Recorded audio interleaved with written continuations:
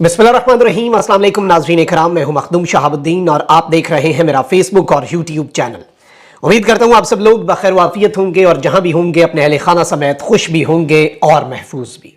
नाज़रीन इकराम, Israel Hamas जंग अब एक इंतहाई फैसला कुन मरहले में दाखिल हो चुकी है। हालिया ताज़ा तरीन डेवलपमेंट्स आपके सामने रखनी है और जंग बंदी बहुत पीछे रह गई है। इसराइल ने अपना आखिरी फैसला कर लिया है। जंग की ताज़ा तरीन सूरत हाल है, क्रेडिबल इंफॉर्मेशन है, इंटरनेशनल मीडिया आउटलेट्स, अरब मीडिया और मल्टीपल सोर्सेज से कंफर्म करके जो ऑथेंटिक ऑन ग्राउंड सूरत हाल है वो इसराइल और फलस्तीन की इस जंग की आपके सामने रखनी है। लेकिन इस सब के अंदर अब मजीद स्टेक होल्डर्स जो हैं यूं लग रहा है कि वो भी दाखिल हो चुके हैं और ये जंग ऑब्वियसली इस वक्त फैलती जा रही है। ये सिर्फ इसराइल और फलस्तीन की हद तक नहीं रही। शाम का एयरपोर्ट आपके सामने है कि किस तरह से उस पर भी हमला हुआ। अब मजीद कुछ अपडेट्स हैं, लेटेस्ट डेवलपमेंट्स हैं, वो भी आपके सामने रखनी है। एक मरतबा फिर इसराइल की जानिब से शाम के शहर हलब पर तैयारों से हमला करके हफ्ते को तामीर नौ के बाद खोला गया रनवे दोबारा तबाह कर दिया गया है। यानी जो पहले तबाह किया था उसकी तामीर नौ की गई और अब उसे दोबारा तबाह करके नाकारा बना दिया गया है। इसराइली मीडिया के मुताबिक रनवे को गुज़श्ता जुमेरात को इसराइली तैयारों ने तबाह कर दिया था, जिसकी मुरम्मत मुकम्मल होते ही उसे फिर से निशाना बना दिया गया है। दूसरी जानिब इसराइली अफवाज की लबनानी सरहद पर हिजबुल्लाह से झड़पें जारी हैं, जबकि शाम के सरहदी इलाकों पर भी इसराइली फौज की जानिब से तोपों से हमले किए गए हैं। एक रोज में 410 फलस्तीनियों को शहीद करने के बावजूद इसराइली फौज का कहना है कि गजा पर बर्री, फजाई और बहरी तीनों रास्तों से जल्द हमला किया जाएगा। यानी अभी जो हम कर रहे हैं वो तो कुछ भी नहीं है। इस सब के अंदर इसराइली वजीर आजम के जंग को अगले मरहले में ले जाने के ऐलान के बाद मुसाद के साबिक सरबराह ने इसराइल को गजा में जमीनी ऑपरेशन से खबरदार भी कर दिया है। इसराइली वजीर आजम ने कहा है कि जंग के अगले मरहले का वक्त आ पहुंचा है, जिस पर मुसाद के साबिक सरबराह ने उन्हें खबरदार करते हुए तहम्मुल का मुजाहिरा करने का मशवरा भी दिया। मैं आपको बताता हूं कि हमास की क्या तैयारियां हैं, उन्होंने क्या इस वक्त अपना मौक़िफ़ सामने दिया है। इसराइल की मदद के लिए अमेरिका के F-15 तैयारे भी मशरिक़ वस्ता पहुंचा दिए गए हैं, जबकि हमास के सरबराह इस्माइल हानिया ने खबरदार किया है कि हमास और दीगर फलस्तीनी मज़ामती ग्रुप इसराइल के नापाक अज़ाइम को नाकाम बनाएंगे। अब एक जानिब ये सब कुछ है तो वहीं दूसरी जानिब हमास की जानिब से इसराइल पर हमलों को एक हफ्ता हो चुका है, जिसके बाद अब एक सीनियर इसराइली एहलकार ने इंटेलिजेंस तशखीस में गलती का एतराफ़ कर लिया है, जिसने सहूनी रियासत को हैरान किया है। 7 अक्टूबर को की सुबह फलस्तीन की मज़ामती तंजीम हमास ने गजा की सरहदी रुकावट तोड़ते हुए जनूबी इसराइली कम्युनिटीज़ और फौजी अड्डों को निशाना बनाया और हमले शुरू किए थे। और इस सब के अंदर अब चीज़ें जो हैं वो बड़ी इंटरेस्टिंग हैं, क्योंकि जाची ने कहा है कि हमें यकीन था कि हमास ने माजी और ख़ासतौर पर 2021 की जंग से सबक सीखा होगा, लेकिन उन्होंने नहीं सीखा। इसके अलावा प्रेस ब्रीफिंग में जाची ने हमास के साथ कैदियों के तबादले के किसी भी मुआहदे के लिए मुज़ाकरात को मुस्तरद किया और कहा कि दुश्मन के साथ बातचीत का कोई तरीका नहीं जिसे हमने खत्म करने की कसम खाई है। अच्छा, एक जानिब ये सब कुछ हो रहा है तो वहीं दूसरी जानिब इस वक्त गजा के अंदर इंसानी बहरान इस कदर शिद्दत इख्तियार कर चुका है कि शहीद होने वाले फलस्तीनियों की मैयतें और जिस्मानी आज़ा रखने के लिए अस्पतालों के मुर्दा खानों में जगह कम पड़ गई है। और अरब मीडिया के मुताबिक दैरुल बला की अस्पताल इंतजामिया ने जिस्मानी आज़ा और मैयतें रखने के लिए आइसक्रीम ट्रक्स मंगवा लिए हैं, जिसकी वीडियोस भी सोशल मीडिया पर वायरल हुई हैं। और अल जजीरा इंग्लिश इसे रिपोर्ट कर रहा है कि ice cream trucks in Gaza are being used to store bodies of Palestinian killed in Israeli air strikes as hospital morgues are being overwhelmed. वहां पे कैपेसिटी बढ़ती जा रही है, जबकि इस वक्त अक़वाम मुत्तहिदा की यह स्टेटमेंट आई है कि इसराइली फौज के मुहासरे के बाद गजा के लिए पानी जिंदगी और मौत का मसला बन चुका है। फलस्तीनियों के लिए अक़वाम मुत्तहिदा की पनाह गज़ीन एजेंसी के कमिश्नर जनरल फिलिप लाज़रीनी ने कहा कि इसराइल ने गजा पर हमला करके पानी की सप्लाई बंद कर दी है, जिसकी वजह से फलस्तीनियों के लिए पानी एक बड़ा मसला बन चुका है। कमिश्नर जनरल फिलिप लाज़ारिनी ने कहा कि इस वक्त 2 मिलियन लोगों को पानी दस्तयाब नहीं है, जिसकी वजह से उनकी जिंदगी में मुश्किलात बढ़ गई हैं। And now this water supply is a matter of life and death for the people of Palestine.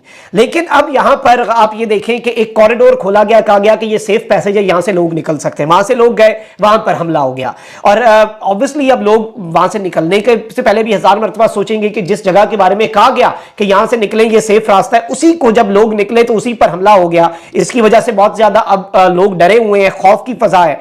और अब तक जो फलस्तीनी है इसराइली बमबारी में शहीद जो हुए हैं उनकी तादाद 3000 हो गई है। इसराइल की जानिब से गजा पर हमलों का 8वां रोज है और इसराइली तैयारों की गजा पट्टी पर वहशियाना बमबारी जारी रही। इसराइल हजारों टन बारूद गजा पर गिरा चुका है और सैकड़ों घर जो हैं वो तबाह हो चुके हैं। फलस्तीनी वजारत सेहत के मुताबिक में गजा पर इसराइली बमबारी में शहीद फलस्तीनियों की तादाद तकरीबन 3000 हो गई है, जबकि जख्मी फलस्तीनियों की तादाद 9000 हो गई है। अब ये तो हैं लेटेस्ट फिगर्स, लेटेस्ट डेवलपमेंट्स। अब आज जाते हैं ज्यादा अहम खबरों पर और जो अलार्मिंग डेवलपमेंट्स हैं उन पर। और अफगान तालिबान की भी एंट्री हुई है इसमें। फलस्तीनी इलाकों पर काबिज इसराइली फौज का कहना है कि गजा पर फजा, समंदर और जमीन से हमला करने की तैयारी कर रहे हैं। बरतानवी खबर रिसा इदारे BBC के मुताबिक एक बयान में इसराइल की जानिब से कहा गया है कि वो गजा पर तीनों रास्तों यानी कि जमीन, फजा और समंदर से हमलों की तैयारी कर रहा है, लेकिन इस हवाले से अभी कोई वक्त सामने नहीं आया कि वो कब यह कार्रवाई करेगा। इसराइल के वजीर आजम नेतन्याहू ने भी इस हवाले से अपने फौजियों को इशारा देते हुए कहा कि जंग का अगला मरहला आ रहा है, जिसमें इसराइल की तरफ से गजा पर जमीनी हमला जो है, ग्राउंड से जो हमला है, वो मुतवक्के है। मीडिया रिपोर्ट्स के मुताबिक इसराइल ने शुमाली गजा में रहने वाले 1.1 मिलियन फलस्तीनियों को बेघर होने का अल्टीमेटम दे रखा है। तमाम फलस्तीनियों की बड़ी तादाद ने अपना इलाका छोड़ने से इनकार भी कर दिया है। दूसरी जानिब आलमी इदारा सेहत की जानिब से इसराइल के फलस्तीनियों के इनखला के हुक्म की मसम्मत करते हुए कहा गया है कि अस्पतालों में मौजूद मरीजों को नकल मकानी पर मजबूर करना मौत की सजा के मुतरादिफ है। इसके अलावा मीडिया रिपोर्ट्स में यह भी बताया जा रहा है कि इसराइल की बर्बरियत जारी है और वो नकल मकानी करने वाले लोगों पर भी मुबैना तौर पर हमले कर रहा है। अब यहां पर यह सब कुछ तो है और इसराइल की तरफ से अगले मरहले की तैयारी हो रही है। तो फलस्तीन की मज़ामती तंजीम हमास ने इसराइल को गजा पर जमीनी कार्रवाइयों से खबरदार करते हुए अपनी तैयारियों की वीडियो जारी कर दी है। अब यह वीडियो बड़ी आम है और इसराइल के लिए अलार्मिंग भी है, क्योंकि हमास ने एक तो कहा है कि खबरदार जमीनी हमला किया, अगर किया तो ये हमारी तैयारियां, जरा देख लो पहले ट्रेलर। हमास की जानिब से जारी की गई फर्जी वीडियो में टैंकों को निशाना बनाते देखा गया है। दूसरी जानिब हिजबुल्लाह ने भी कुछ चीजें, कुछ डेवलपमेंट सामने आई हैं। हिजबुल्लाह ने लबनान के मकबूजा इलाके शीबा फार्म्स में इसराइली पोस्टों को निशाना बनाया है। उधर अमेरिका ने इसराइल के मुखालिफिन को पैगाम देने के लिए दूसरा बहरी बेड़ा भी भेजने का ऐलान कर दिया है। इसके अलावा ईरान ने सलामती काउंसिल को खबरदार किया है कि इसराइल ने फलस्तीनियों की नस्लकुशी ना रोकी तो हालात किसी के भी कंट्रोल में नहीं होंगे। जबकि रूस ने भी सलामती काउंसिल से इसराइल फलस्तीन जंगबंदी के लिए करारदाद पर पीर को वोटिंग का मुतालबा कर दिया है। और इस सब के अंदर अब मैं आपको कुछ चीजें बता देता हूं। दो डेवलपमेंट्स हैं बड़ी। जाहिर बात है मुल्कों की पोजीशन भी वाज़ेह होती जा रही है और अब जंग रुकनी नहीं है, जंग अगले मरहले में जाहिर बात है ज़मीनी हमला होता है। जबकि हमास ने भी अब काउंटर एक मैयर लेते हुए पहले ही बता दिया कि भाई हमने इस तरह से आपके टैंकों पे हमले करने हैं, जमीन से आओगे तो ये हम करेंगे। फर्जी वीडियो एक जारी की है। लबनान की मज़ामती तहरीक है हिजबुल्लाह, उसके डिप्टी सेक्रेटरी जनरल हैं शेख नईम कासिम। इन्होंने कहा है कि जिस तरह खित्ते से दाइश को खत्म किया वही अंजाम इजराइल का भी होगा। ईरान के वजीर खारजा अब्दुल लिहान ने कहा है कि अभी एक सियासी रास्ता मौजूद है और वो इस पर अक़वाम मुत्तहिदा के मंदूब से बात करेंगे। ईरानी वजीर खारजा ने इसराइल का साथ देने वालों को खबरदार करते हुए कहा कि चंद घंटों में यह मौका खत्म हो जाएगा। अगर लड़ाई में हिजबुल्लाह शामिल हुई तो इसराइल पर इसके तबाहकुन असरात मुरतब होंगे। उधर हमास के सरबराह इस्माइल हानिया ने भी खबरदार किया कि हमास और दीगर फलस्तीनी मज़ामती ग्रुप यूनाइटेड हैं और इसराइल के नापाक अज़ाइम को नाकाम बनाएंगे। और इस सब के अंदर एक और चीज भी मैं आपको बता दूं कि अमरीकी हुक्काम ने भी तस्दीक कर दी है कि इसराइल फलस्तीन लड़ाई के दौरान हलाक अमरीकी शहरियों की तादाद भी 29 हो गई है। अब यहां पर एक जानिब तो जाहिर बात है कि ईरान की पोजीशन बड़ी वाज़ेह है, हिजबुल्लाह ने बड़ा क्लियर एक मैसेज दे दिया है।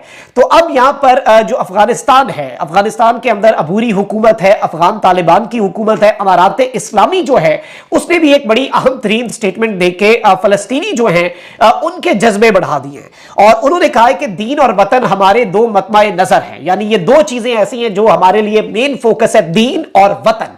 अल्लाह के फजलो करम से दीन का दिफा करते हुए वतन को आजाद किया, यानी हमने अपने दीन का दिफा किया और इसके तनाजुर में हमारा वतन यानी कि अफगानिस्तान की वो बात कर रहे हैं, ये उनका मौकफ है कि हमने अपना वतन जो है वो आजाद करवा लिया। अब दीन की खातिर मजलूम मुसलमानों की मदद का वक्त है। यानी हमारे लिए सिर्फ वतन कुछ नहीं था, हमारे लिए दीन पहले वतन बाद में। हमने तो दीन का दिफा किया, हमने तो मजहब का दिफा किया, उसके पेश नजर हमें हमारा वतन आजाद मिल गया, हमने आजादी हासिल कर ली।